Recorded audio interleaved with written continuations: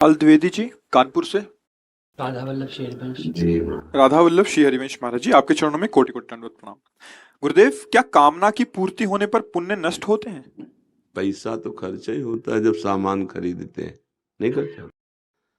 भाई जितना हम अब जैसे बोले हमारी कामना नहीं पूर्ति हुई तो आप जाओ एक हार देखो जाके जौहरी के यहाँ, तो आप अगर 1 रुपया आपके बैलेंस में नहीं तो आपको हटा दिया जाएगा वहां से प्राप्त। अब जौहरी को गाली दो तो फिर बेकार ही है। ऐसे ही हम कामना करते हैं देवताओं से, भगवान से, तो आपके पास तप कितना है, भजन कितना है? आपके पास अगर भजन और तप नहीं है तो कामना की पूर्ति नहीं होगी। कामना का मतलब है बाजार से सामान खरीदना। अब लौकिक बाजार के लिए तो रुपया चाहिए, अलौकिक से हमें पूर्ति करानी तो तप चाहिए, तपस्या, भजन चाहिए, अनुष्ठान चाहिए, साधना चाहिए। अगर वो नहीं है तो फिर नहीं मिलेगा। फिर वो नास्तिकता प्रकट करते हैं, हमारी भगवान ने बात नहीं सुनी। जो वरियर से बात सुन लेगा तुम्हारे पास दाम कितने थे? बोले भगवान के तो हम हैं, ये माना कहाँ? अगर ये मान के जाते घर का सदस्य बनकर तो फिर तुम्हें मांगने की जरूरत नहीं। जैसे माँ को पहले से पता है बाल भोग कब देना है, राजभोग कब देना है, बेटे को कब कौन सा, ऐसे ही भगवान करो सदा तिन कह रखवारी, जिम बालक राखे महतारी। फिर मांगने की जरूरत नहीं। जिसने मांगा उसको उतना तप करना पड़ा। जैसे पत्नी की मांग श्री करदम जी को हुई तो 10,000 वर्ष तक भगवान की तपस्या की, भजन मंत्रानुष्ठान, तब भगवान प्रकट हुए। और आदि सम्राट महाराज मनु की पुत्री देवहूति जी उनको पत्नी रूप में प्राप्त हुई और भगवान स्वयं कपिल देव जी के रूप में पुत्र रूप में प्रकट हुए। तो अगर आपकी कामना है, उसके अनुसार साधना है, तपस्या है, मंत्रानुष्ठान है तो फल मिलेगा, नहीं तो नहीं मिलेगा। अब अगर आपने कामना कर ली तो मंत्रानुष्ठान से आपका खर्चा हो गया जितना जो कामना की। इसीलिए चतुर सुजान भक्त कभी कामना नहीं करते। ऐसे जो व्यवस्था होगी वो तुम्हारे भजन से नहीं होगी, वो उनकी तरफ से होगी। क्योंकि अब आपने कोई कामना नहीं की, प्रभु को समर्पित है। अब वो अपने सेवक को महलों में रखे चाहे झोपड़ी में बास दे, उसकी कोई शर्त नहीं। तो अब जितना भी वैभव बढ़ा दे उन्हीं का स्वामी का है, सेवक तो सेवक ही बना रहता है। उसका कोई खर्चा और कुछ कटिंग होनी नहीं, क्योंकि उस स्वामी को अपना सर्वस्व समर्पित कर चुका है। तो मुझे तो लगता है कि भगवान सर्वज्ञ है, हमें बताने की जरूरत नहीं। भगवान सर्वत्र हैं, इसलिए मुझे कहीं दौड़ भाग करने की चिंता नहीं करनी। भगवान सर्वभूत हिते रताहा, समस्त भूतों का हित करते हैं, फिर मैं तो उनका शरणागत हूं। अब जोई जोई प्यारो करे सोई मोहि भावे। अब कोई परेशानी की बात नहीं। यह है भक्त का हृदय और वो है सकामी भक्त का हृदय। या तो आर्त भाव से इतनी जोर से पुकारो कि आपकी आवाज प्रभु तक पहुंच जाए, पर आप शरणागत होना चाहिए तो बात बन जाएगी, आपकी रक्षा हो जाएगी। आप अर्थार्थी भक्त हैं या आर्त हैं या जिज्ञासु हैं, भगवान ने, पर भगवान से ही, भगवान के होकर, जो भगवान से होकर उनकी इच्छा पूर्ति भगवान फिर अपने बल से कर देते हैं। पर अभी लोग भगवान को अपना तो मानते नहीं ना। हमारा पुत्र, हमारी पत्नी, हमारा पति, हमारा घर, हमारा मकान, भगवान मंदिर वाले या बाहरी कोई, तो उसके लिए तप करना पड़ेगा। उसके लिए साधना के बल से तुम्हारी कामनाएं पूर्ण होंगी। और जो भगवान को समर्पित हो जाते हैं, सही माने में उनकी कामना ही नहीं रहती। अगर कोई कामना होती भी है तो हरि प्रसाद से पूर्ति होती है। जो इच्छा करियो मन माही, तो हरि प्रसाद कछु दुर्लभ नाही। वो उसकी कामना ऐसे पूर्ण होती जैसे माता पिता पूर्ण करते हैं। माता पिता हमारी मांग पूर्ण करते हैं तो हमको कोई उसके लिए साधना या फीस थोड़ी देनी होती। पर प्रभु को इतना अपनापन से कौन मानता है? प्रभु को तो एक प्रयोग की वस्तु मान ली गई है। साध्य है संसार और साधन प्रभु को बना लिया गया। तो फिर उसके लिए आपके अंदर तप होना चाहिए, मंत्रानुष्ठान होना चाहिए, तभी पूर्ण होगा। नहीं देख लो या तो प्रभु को समर्पित पूरे हो जाओ और या फिर ऐसी साधना करो। तो जो चाहोगे तप के बल से, साधना के बल से पूर्ण। अब दोनों नहीं, ना प्रभु से अपनापन है ना साधना है, तो मांगते घूमो, ऐसे कौन दे देगा? कहाँ मिल रहा है? किसकी कामनाएं पूर्ण हो रही हैं? अगर पुण्य है, सुकृत है, तो उसके बल से हो जाएगी। तो सुकृत तो नष्ट होते ही कामना में, इसीलिए चतुर सुजान भक्त कभी कामना नहीं करते, क्योंकि हमारा भजन भगवान की प्राप्ति के लिए है, न कि मृत्यु लोक की तुच्छ कामनाओं के लिए है। ये तो अपने आप अन मांगे आगे आवे गो, जो पल लागे पल को, श्री स्वामी हरिदास जी महाराज कह रहे हैं। हरि भज छाणी न मान नर्तन को, मति बंछे रे मति बंछे तिल तिल धन को, अन मांगे आगे आवे गो, जीव पल लागे पल को। कहे हरिदास मीच ज्यों आवे, त्यों धन है आपन को, हरि भज छाणी न मान नर्तन को।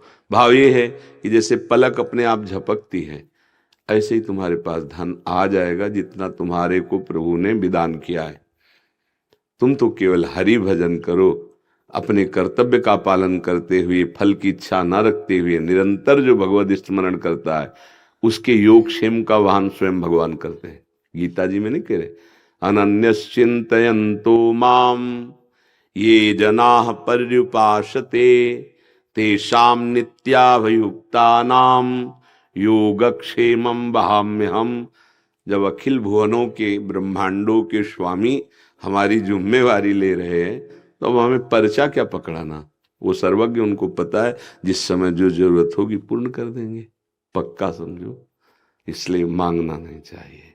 अगर मांगते हो तो फिर सकाम भाव वाले को अनुष्ठान करना पड़ेगा, या इतनी प्रभु में समर्पण वृत्ति हो, तो फिर उसको अनुष्ठान नहीं, अपनेपन से पूर्ति हो जाती। दो ही बातें हैं, प्रभु से गाढ़ अपनापन या तपस्या साधना मंत्रानुष्ठान, तब अपनी कामना की पूर्ति होती है।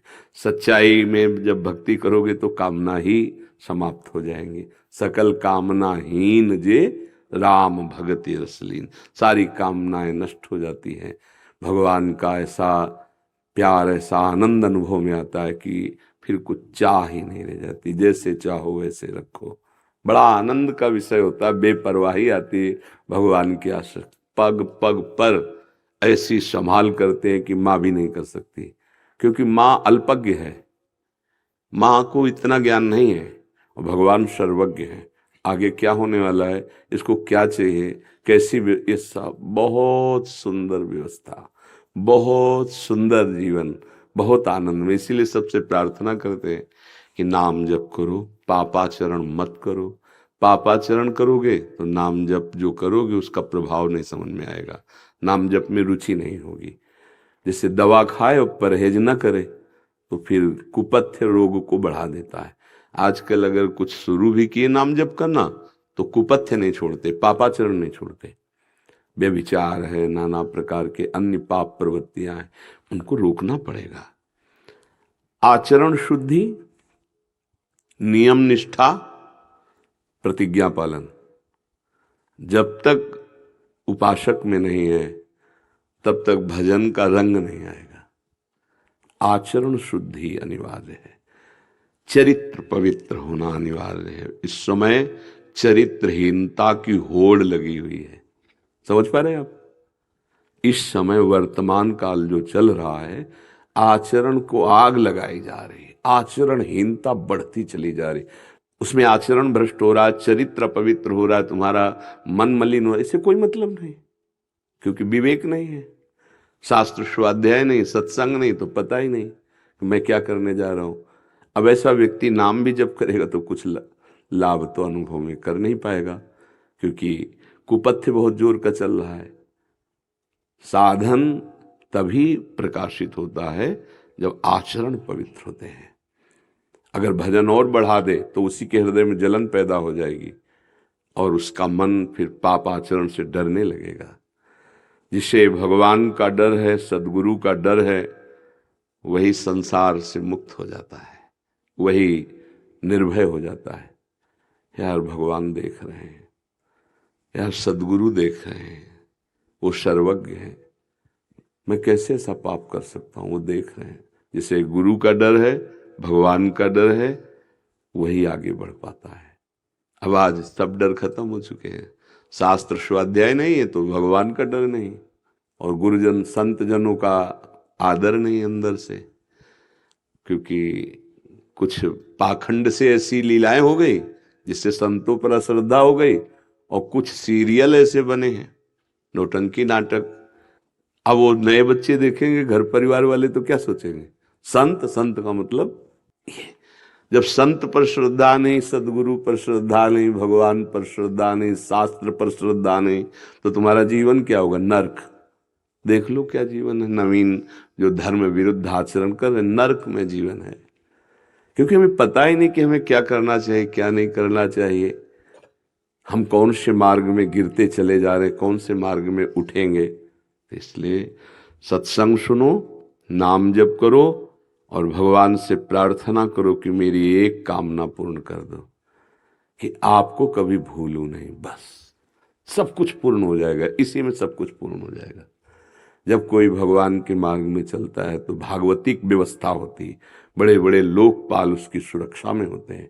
बड़ी व्यवस्था, सरकारी आदमी को देखते हो, गाड़ी बंगला सब व्यवस्था हो जाती है, क्योंकि सरकारी आदमी। उसके परिवार को भी फ्री चलने के लिए सरकारी गाड़ियों में, कि आप ट्रेन में फ्री चल सकते हो।